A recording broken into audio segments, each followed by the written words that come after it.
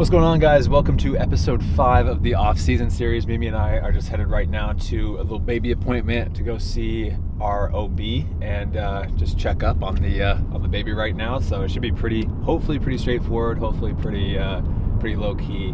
No news is always good news, and but now Mimi is one day away from being 30 weeks, and she said that if she turned 30 weeks and we didn't figure out where we are going next year, where we're playing next year, that she was going to freak out. So we have about 24 hours until that happens. I have one day. One day. So anyway, guys, welcome to episode 5.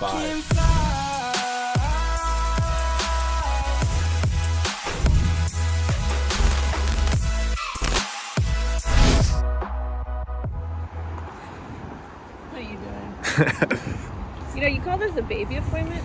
It's really a Mimi appointment. Why did they give you the most uncomfortable thing to sit on? Just turn into a recliner. I don't know what to do. If I recline, I can't get back up.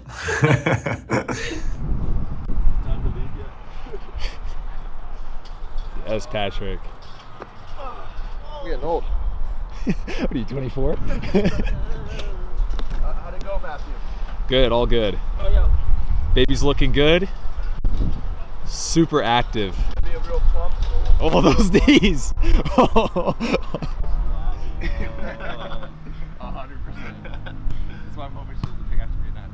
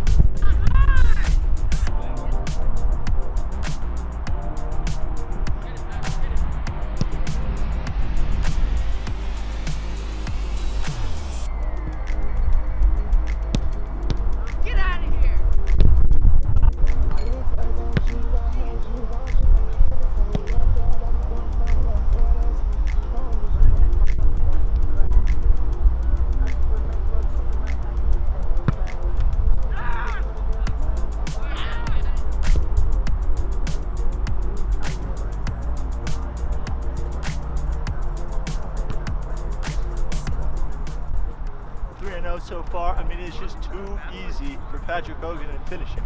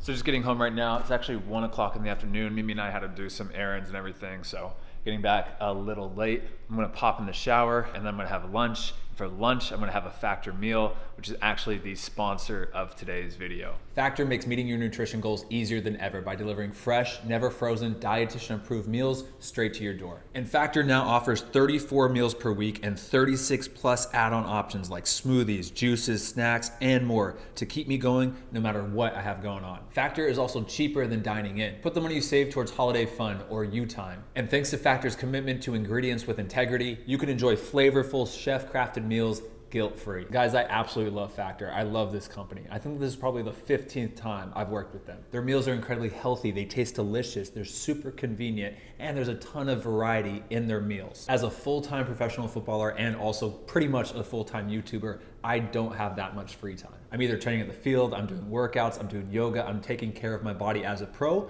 or I'm editing videos, creating content, answering emails for Become Elite. That's why it's absolutely amazing whenever I get a shipment of Factor meals, because I know that means less time grocery shopping, less time thinking about what to eat, less time preparing food, less time cooking food, and overall less work and less effort from me. After I get done training and I come home, I'm dead tired, I'm exhausted, and I still have a ton of work to do. So it's so nice to be able just to grab a Factor meal from the refrigerator, pop it in the microwave for 2 minutes, and 2 minutes later, I'm having a fantastic meal that tastes great and is gonna refuel my body as a professional footballer. So if you guys are interested in getting some Factor meals, then head to go.factor75.com/becomeelite60 and use my discount code becomeelite60 for 60% off your first Factor box. That's go.factor75.com/becomeelite60 and use my discount code becomeelite60 for 60% off your first Factor box. Thank you so much for Factor for sponsoring this video. Now it's time to finish lunch. So I wasn't lying at all, guys. In that promotion, this is actually my lunch today. This is like a beef chimichurri bowl with some vegetables, and I'm gonna have a little Factor smoothie. This is the mango smoothie for today. So this is lunch. Like I said, guys, this actually is very good. Okay, I'm gonna do a little journal entry for week 2 in my football journal. It's gonna be pretty standard. I don't do anything crazy in here. I talk about how my week of training is going. If I'm in season, I talk about how the last few games have been going. I talk about how I'm doing mentally. In this specific entry, I'll talk about some updates I've gotten from my agent for next year, but all pretty straightforward. But before I do that, I want to answer a question for the continuous Q&A. Episode 2 of the off-season series went live yesterday, and you guys flooded the comment section with some amazing questions. I went through all of them. I literally could have chosen 10, 20 of them, but I'm going to answer 2 in this video. And the first question I'm going to answer comes from John Tram, and he asks, How much does winning matter to pros? If I were you, I would sign with a more aggressive and competitive team, regardless of how much it means for salary. This is always a funny question to me because it's never as black and white as you end up thinking it is. You know, a lot of people just always think it's like, oh, why don't you just go to the top team in the league and be on a winning team? And honestly, there's just so many variables that tie into it. And it's so hard to explain that unless you're actually a pro and unless you're actually seeing things. And of course, winning is incredibly important to us as pros. I mean, I had a terrible year mentally this year, if I'm being 100% honest, because we lost day in and day out. And it's not fun to have your entire year pretty much have that negative aura around it because you're just losing all the time. It's very frustrating. However, like again, in the USL especially, there's so much turnover from players moving to team. The table rarely looks the same from year to year.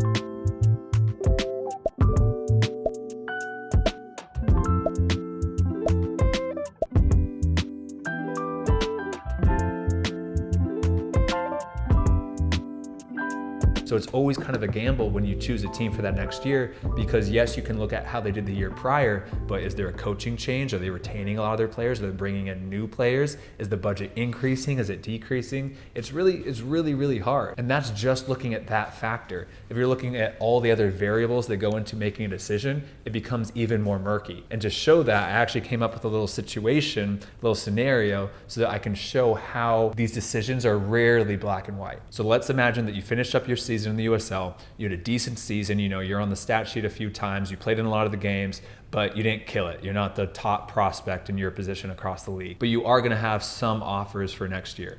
And in this situation, you have 3 teams coming for you. I want you guys to listen to these 3 teams and then make the decision about where you would end up signing. So team number 1, they finished 20th in the table, towards the bottom. However, for this next season, a new coaching staff is coming in. They're coming from a team that actually finished top of the table last season in the USL. Really fantastic level of coaching staff. You've heard fantastic things about them. The style of play that this coach wants to implement is also perfect for you. For me as a right back, they want to push on the right backs. They want to get you up and down the field. They want you whipping in crosses. So you're really excited about the style of play. In terms of your position, their strategy is that they want to bring in 2 equal right backs that are both high quality, and they want you guys to both compete for that starting spot. However, because of this, the salary is actually going to be a little bit lower. So they're going to offer you $40,000 a year plus housing and bonuses and all that kind of stuff. The whole organization itself is also incredibly well run. They get like 10,000 fans a game. They have really good training facilities and they really do treat you like a pro. And honestly, it's a really good city. So there's lots to do and you're excited about living there. Now team 2. Team 2 wants to offer you a contract, and last year they finished 4th in the table. So they finished towards the top and they're actually going to bring back that same head coach from last year. So there should be some stability there. However, you're looking at the style of play and it really isn't what you're looking for.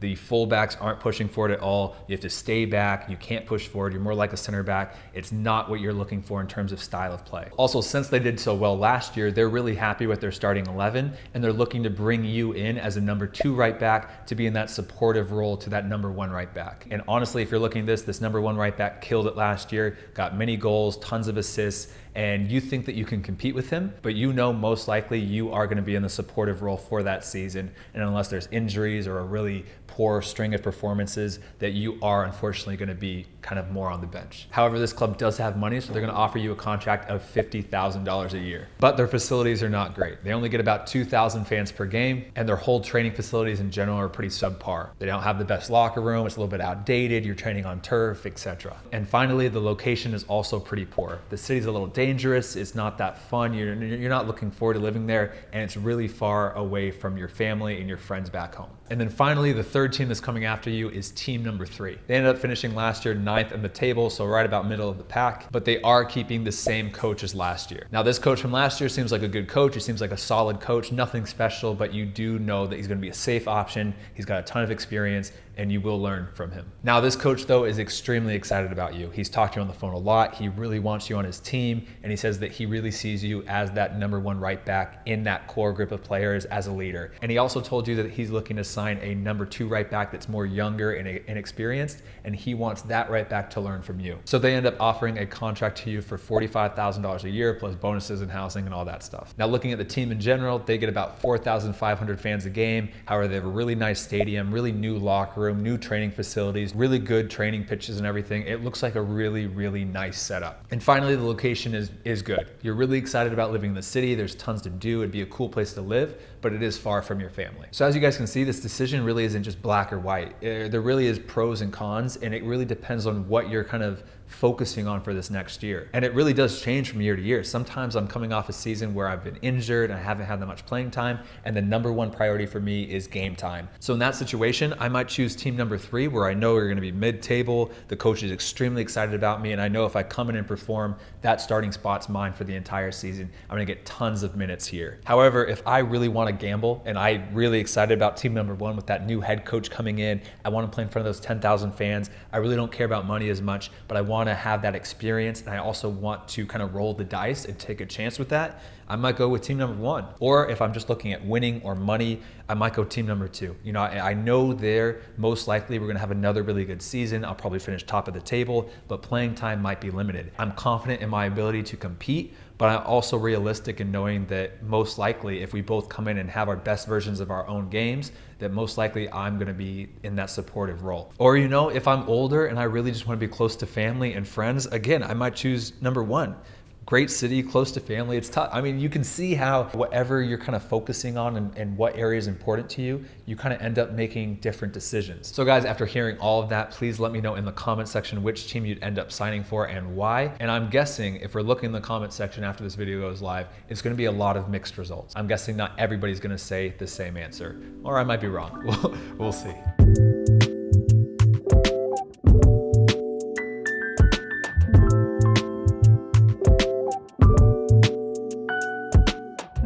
Rile both these guys up, get them in their crates, their carriers, because they have a vet appointment today to be cleared for their vaccination so they can travel to California with us over Thanksgiving. So they don't know that they're going to be trapped in a cage and probably get some shots here very soon. Huh, Goochster? Huh? You don't know. Okay. Can you tell which one's the dumb one and which one's smart? He's not dumb, he just loves his carrier. There's the dumb one. No. Oh, where is... She's in the tunnel, right in the middle of the tunnel. Is she? Yeah. Gucci. Come on. Oh, she does not like that.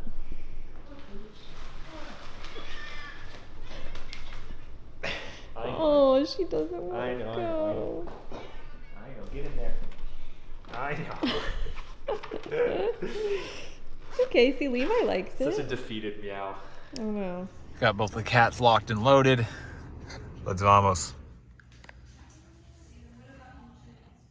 Gucci.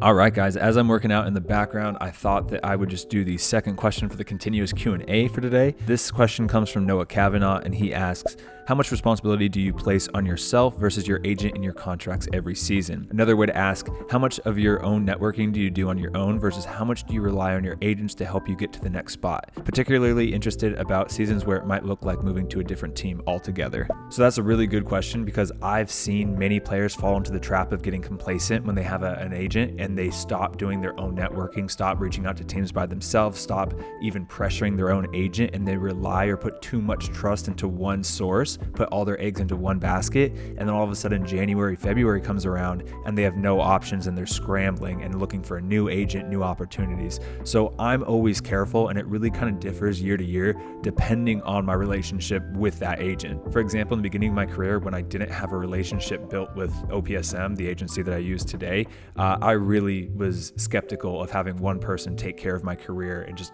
put my career in that person's hands. So I was using multiple agents, talking to multiple agents, having them look for teams on my behalf. I was just straight up with them saying, if you find me a team or an opportunity, I'll sign with you. But until then, I'm going to have multiple sources looking for teams. I was reaching out to teams by myself, reaching out to my own contacts by myself, reaching out to my old ex-teammates, old coaches, everything by myself. And honestly, majority of the work was through myself trying to obtain opportunities. And then as I kind of gotten older, older, my career's gotten more solidified, and I've built a really, really good relationship with my agent that I really, really trust and become close friends with.